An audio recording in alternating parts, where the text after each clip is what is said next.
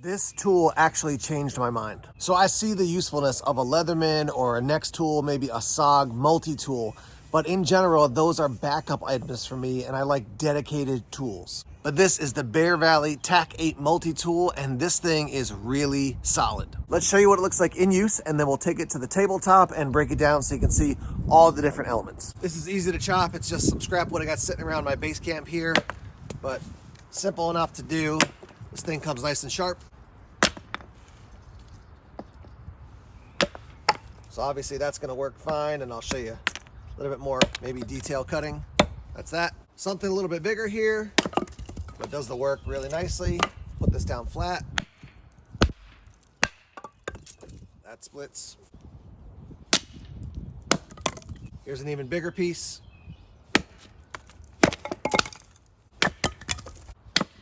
As you can see, the axe is totally functional and really easy to use. It's not awkward, despite the fact you got multiple tools there. You don't feel like, oh, it's weighted strangely or anything. Like, did a great job with this wood. All right, we're gonna put a couple nails in here for my bench. And piece of cake. Doesn't feel weird or awkward. But even as I do that, I realize I should have the mask on this. That was dangerous. Let me put the mask on. Sorry about that danger there. Put another one of these in here. Yep, that works great. All right, next up we have the breeching tool or the pick. One thing I love about this is that it doesn't just go like this and then you click in the or slide in the bolt. You slide it on like that. So it's already, I wouldn't call it solid. I'm not going to use it, but it gives it a really firm foundation as you are setting it up. And then slide this through, see if I can do it on camera. Slide this through and then it's threaded here on this side. So once that's through, you crank this down and you do have a little bit of movement there, but I'm gonna crank this down as tight as I can go. But that thing is not coming off. If this starts to loosen up, you're gonna see that, you're gonna know. So what we're gonna do is actually a little bit of, I've got some logs around here. We're gonna hack at those, kind of split them.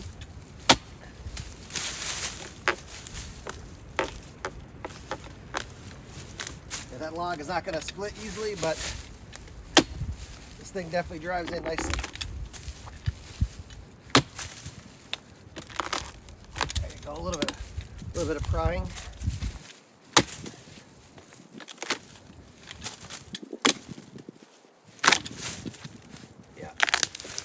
Again, I have zero concerns about driving this thing in here. That just split it apart for me.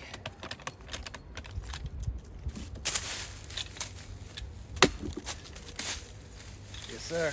Obviously, it's going to beat this thing up a little bit, you know, maybe take some of the paint off, even though it doesn't, maybe scratch up a tiny bit. But anyhow, yeah, I have no concerns driving this in, both about the strength of it or it coming off. I mean, you'd have to really wail on this thing to have this break. I can't imagine how that would happen unless you were just going totally ballistic. All right, onto the shovel. This is honestly the part I haven't used yet, but I'm interested to see how well it works because it's got more movement than the pick did. And, you know, with the cold steel shovel coming in around 20 bucks, is it worth having this tool and not using the shovel and just bringing that other one along? Is this just as good?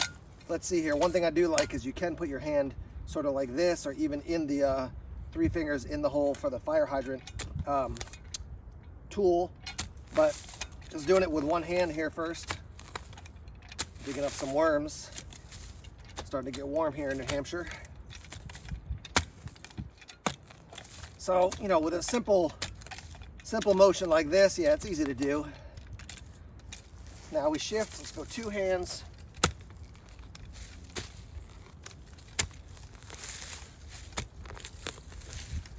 Definitely got some roots down here I'm prying through. Now one thing I can say is that, you know, with the shovel and a wooden handle, you can hold it basically 2 hands easily and dig in, or a hand on the end like this. So that is a little bit uncomfortable, maybe throwing a pair of gloves, but not terrible. Definitely quite well. If you can hear the roots getting busted up.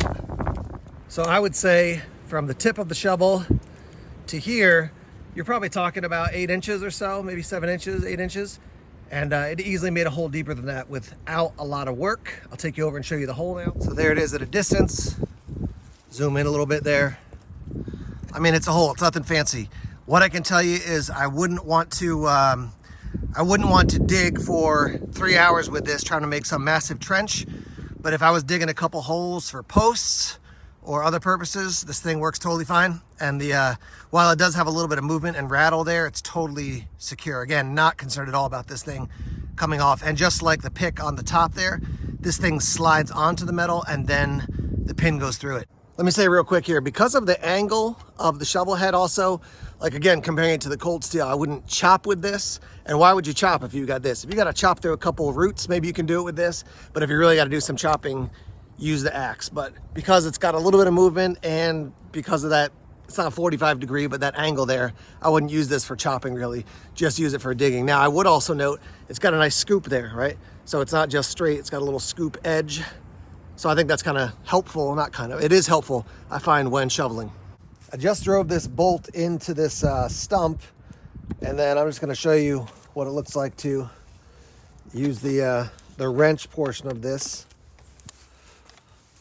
So obviously it's not gonna be the same as you have in your socket set, but you could use this to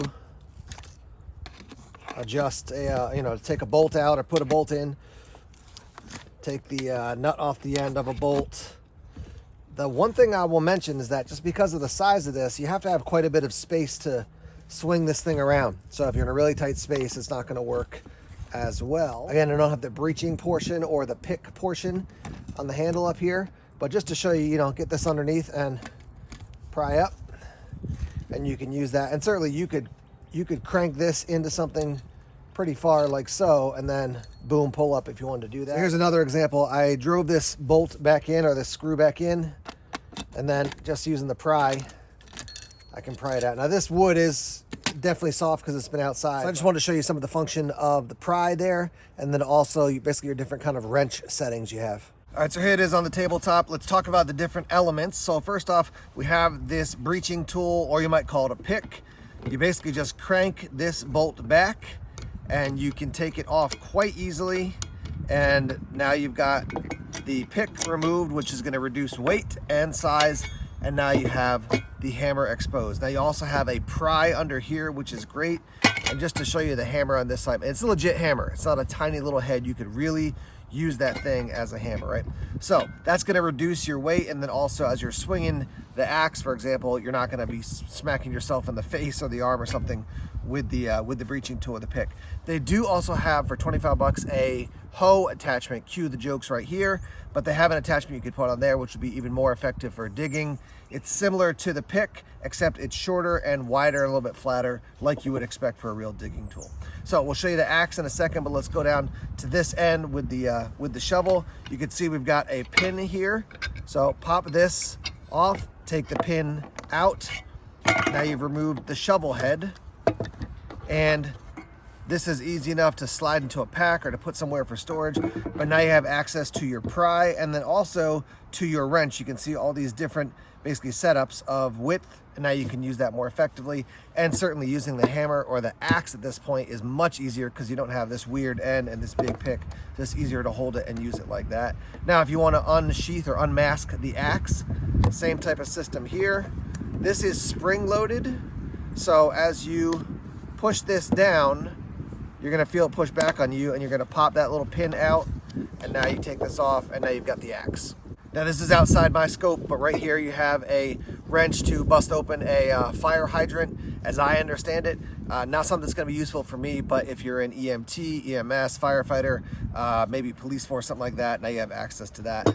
You could certainly take off the wrap if you wanted to and use that as cordage. That's no problem to do that, but it's going to make a difference to have this nice kind of smooth wrap as opposed to just the metal underneath. All right, after a full day of testing this very cool multi-tool, I'm giving it a thumbs up, and it's not just like a yeah, sort of thumbs up. It's like a definite thumbs up. Let me tell you why, and then let's talk about price point. So the wins of this thing are that you can get all these tools in one as opposed to have to carrying a variety of different tools. Now, For the price point, you're looking at $200 for the base, and then each additional add-on, you're talking 25 bucks. So 25 bucks for the shovel, 25 bucks for the pick.